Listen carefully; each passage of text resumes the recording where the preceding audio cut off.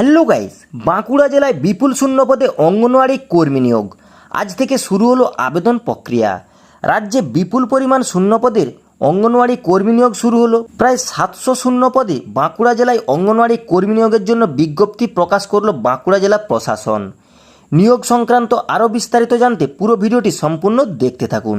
আর guys, আপনি যদি আমাদের চ্যানেলে নতুন হয়ে থাকেন, আমাদের এই ছোট্ট চ্যানেলটিকে সাবস্ক্রাইব করে পাশে থাকা বেল আইকনটি বাজিয়ে রাখবেন, কেননা এরকমই নিত্য নতুন গুরুত্বপূর্ণ ভিডিওর নোটিফিকেশন সবার আগে পাওয়ার জন্য। তো দেখুন, রাজ্যের মহিলা চাকরি প্রার্থীদের জন্য দারুণ সুখবর। ন্যূনতম উচ্চ মাধ্যমিক পাস যোগ্যতায় রাজ্যে মোট 35,000 অঙ্গনওয়াড়ি কর্মী নিয়োগের প্রস্তুতি চলছে বিভিন্ন জেলা জুড়ে। পরবর্তী কয়েকটি জেলায় বিজ্ঞপ্তি প্রকাশ পাওয়ার পর এবার বাঁকুড়া জেলার পক্ষ থেকে প্রচুর শূন্য পদে অঙ্গনওয়াড়ি কর্মী ও সহায়িকা নিয়োগের বিজ্ঞপ্তি প্রকাশ করা হলো। ব্লক ভিত্তিকভাবে শূন্য পদের আলাদা আলাদা বিজ্ঞপ্তি প্রকাশ করা হয়েছে জেলা প্রশাসনের পক্ষ থেকে। সংশ্লিষ্ট এলাকার মহিলা চাকরি প্রার্থীরা ওই এলাকার স্থায়ী বাসিন্দা হলে চাকরির জন্য আবেদন করতে পারবেন। এরপর পদের নাম অঙ্গনওয়াড়ি কর্মী ও সহায়িকা।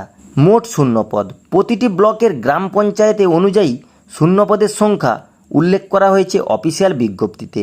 চাকরি প্রার্থীরা সংশ্লিষ্ট ব্লকের বিজ্ঞপ্তি থেকে শূন্যপদ সংক্রান্ত তথ্য জানতে পারবেন। শিক্ষাগত যোগ্যতা অঙ্গনওয়াড়ি কর্মী ও সহায়িকা পদের ক্ষেত্রে আবেদন জানানোর জন্য যে কোনো স্বীকৃত বোর্ডের বিদ্যালয় থেকে উচ্চ মাধ্যমিক অথবা সমতুল্য যে কোনো পরীক্ষায় পাশ করে থাকতে হবে।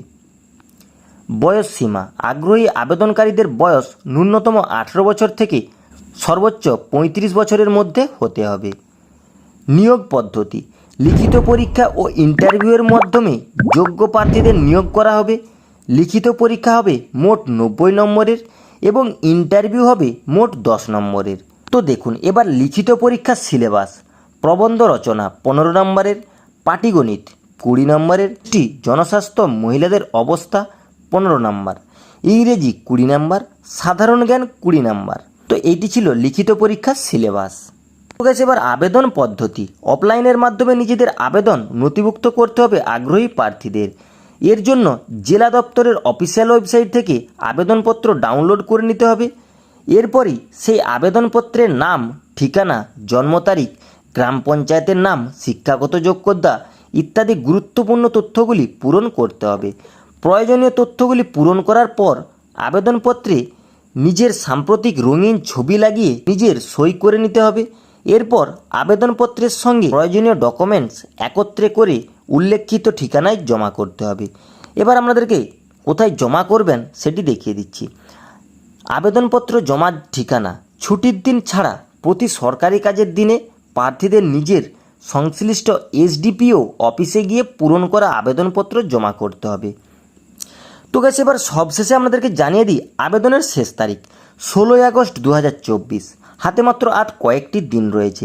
এটি জুলাই শেষ হতে চলল, সামনেই আগস্ট মাস। তো 16 আগস্ট পর্যন্ত কিন্তু আবেদনের শেষ তারিখ। 16 আগস্টের পর কিন্তু আবেদন গ্রহণযোগ্য হবে না। তো গাইস, এই ছিল আজকের ভিডিওটি যদি ভালো লেগে থাকে ছোট্ট একটি লাইক করে দেবেন। আর গাইস, এরকমই নিত্য নতুন গুরুত্বপূর্ণ ভিডিওর নোটিফিকেশন সবার আগে পাওয়ার জন্য চ্যানেলটি সাবস্ক্রাইব করে পাশে থাকা বেল আইকনটি বাজিয়ে রাখবেন। তো গাইস, আশা করি ভিডিওটি আপনারা বুঝতে পেরেছেন। তো গাইস, ভিডিওটি শেষ পর্যন্ত দেখার জন্য অসংখ্য ধন্যবাদ।